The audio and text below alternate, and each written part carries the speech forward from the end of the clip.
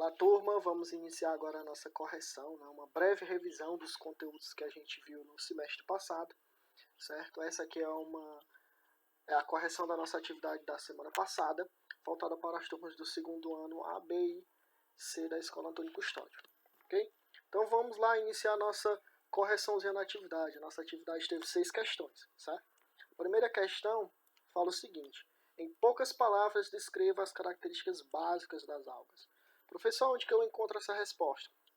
A gente preparou tanto material estruturado para vocês, que é um resumo do conteúdo do livro, e vocês também têm um livro didático, certo? Então, as respostas que eu vou dar aqui como sugestão para vocês, ela vem tanto do material estruturado quanto do livro didático, ok?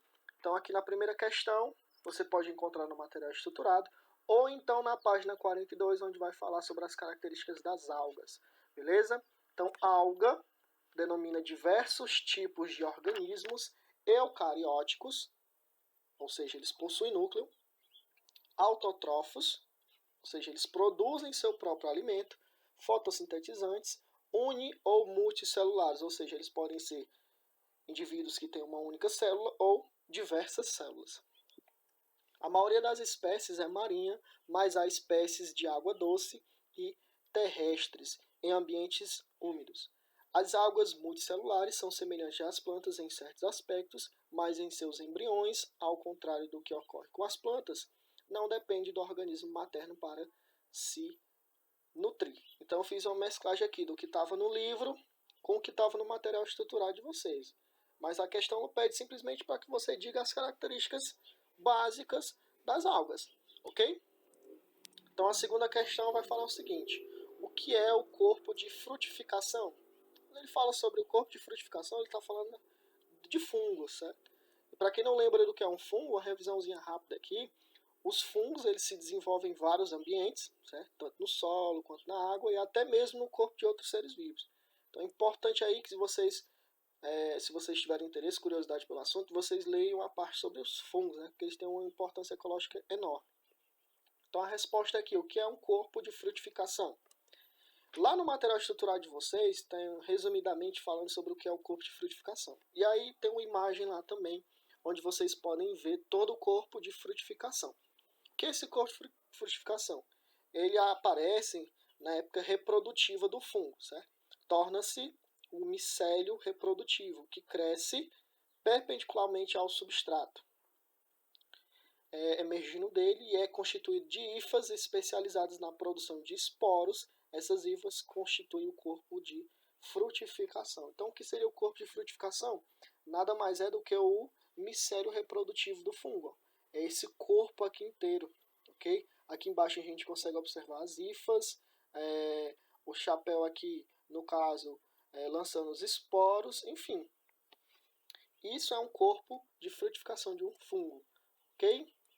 A terceira questão: qual é a importância ecológica dos fungos? Como eu falei para vocês, os fungos ele têm uma importância enorme para a gente, né? Ele é tanto utilizado nas indústrias, alimentícia, produção de medicamentos, de combustível, enfim.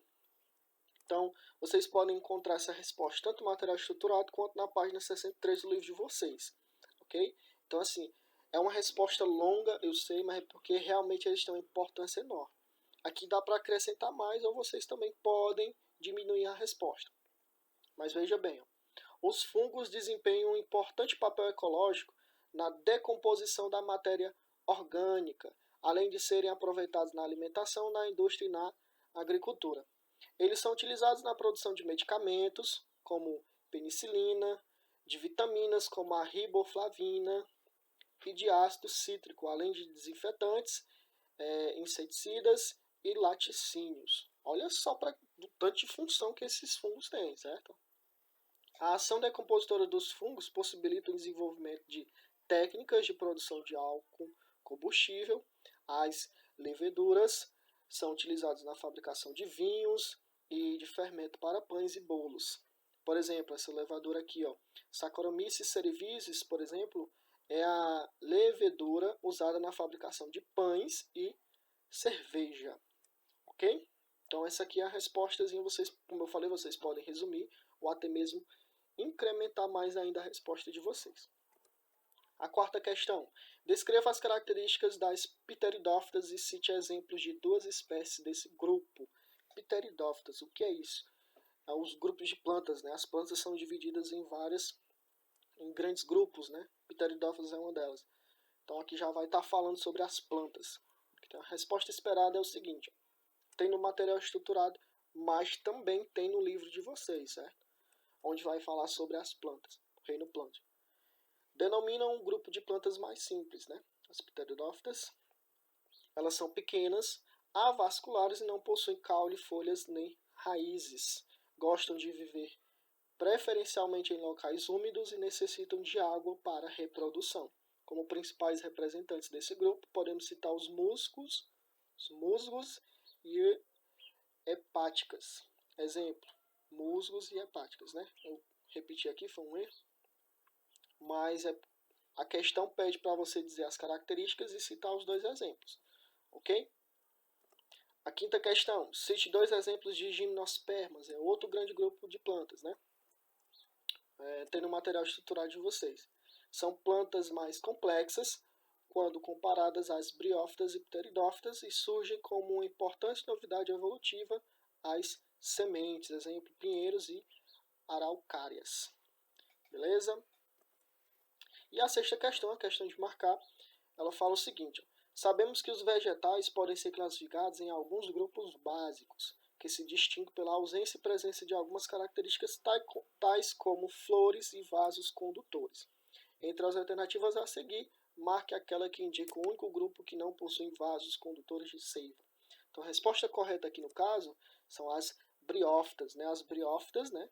Que ela denomina aquele grupo de plantas mais simples, elas não possuem, elas são avasculares, ou seja, elas não possuem esses vasos condutores, não possuem caule, folhas nem raízes. Beleza? E para finalizar aqui a nossa correçãozinha rápida, eu vou finalizar com a seguinte frase: vá firme na direção da sua meta, porque o pensamento cria, o desejo atrai e a fé realiza. Ok? Espero que vocês estejam gostado e até a próxima.